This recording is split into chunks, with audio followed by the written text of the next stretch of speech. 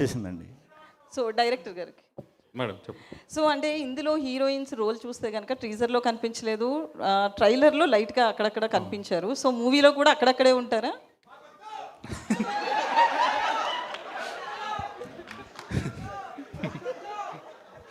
ఉన్నారు. సో ఉన్నారు, చాలాసేపే కనిపిస్తారు. మంచి రోల్స్ వాళ్ళవి.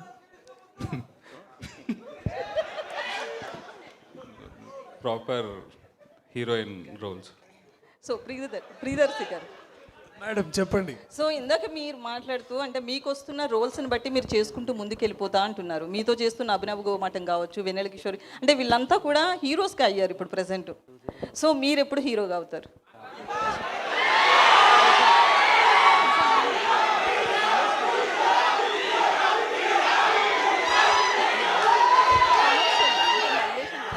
థ్యాంక్ యూ మీకోసం ఏమైనా చేద్దాం మేడం. ఇవాళ ఇప్పుడున్న పరిస్థితుల్లో ఐ థింక్ మల్లేష్